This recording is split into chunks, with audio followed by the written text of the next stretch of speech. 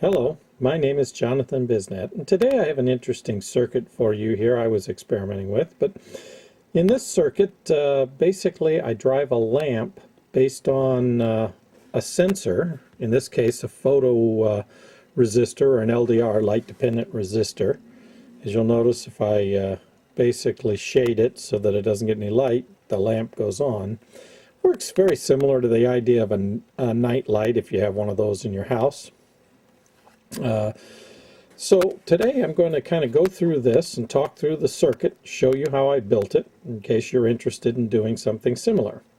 So, looking at the circuit here, I'm powering this off of 8 volts, and you'll see that I largely have a transistor right in the middle, Q1. It's a 2N4403, and in this case I'm using it as a current source.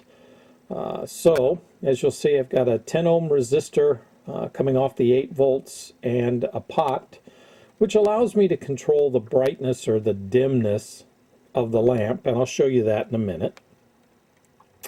That sets up a current that's traveling through the transistor, and then based on the input at the base, it will either light the lamp or not light the lamp.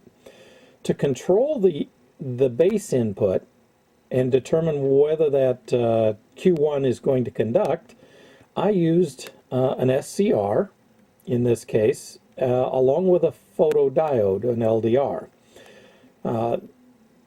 In this particular circuit, this SCR doesn't get enough holding current to retain or to stay on, as you might encounter in most SCRs.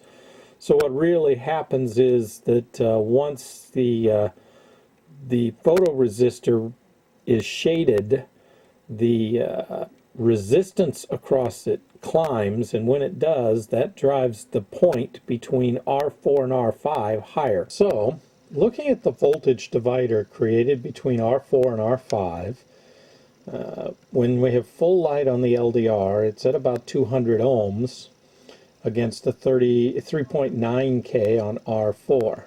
So if you have 8 volts across, 8 volts over against 200 over 4100, you're looking at about 400 millivolts there at the junction, basically the gate of that SCR. That is not sufficient to trigger the SCR voltage-wise. So it's going to require something to change on the LDR to take that voltage higher. When the LDR tends to go dark or starts getting shaded, it pushes up towards the 2K mark.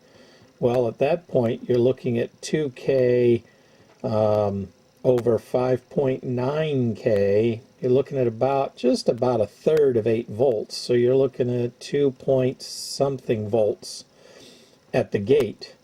That is enough to turn it on. Now, the interesting part here is, based on the way I've built this circuit, there's insufficient current flowing to keep the SCR on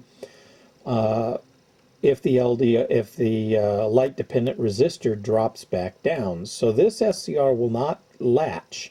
It's basically just operating much like a transistor switch in this particular case.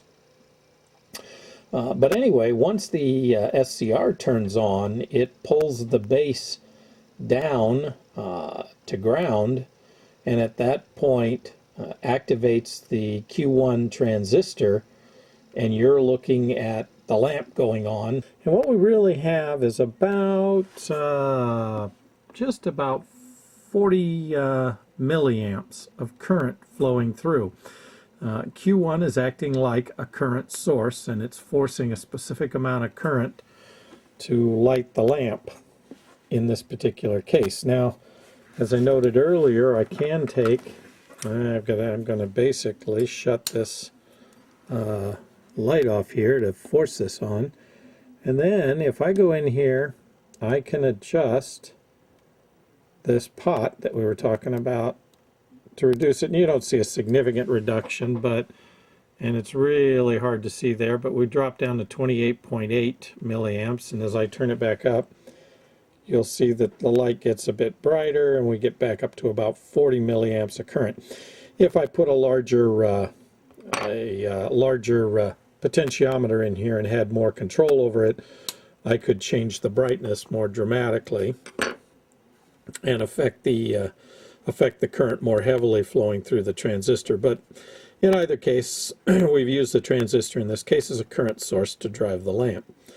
So that's the circuit. I will include the schematic in the text at the bottom of this video so that you can take a look at it. Most of the parts are somewhat interchangeable. You may have to play some games with the voltage divider on the SCR in order to get to a point where it's off when it's got light exposed and on when it and the lamp goes on when the LDR is shaded. So you're going to have to work that voltage divider out. But other than that, this is a very simple circuit, and I found it kind of interesting to put together. Thanks for watching.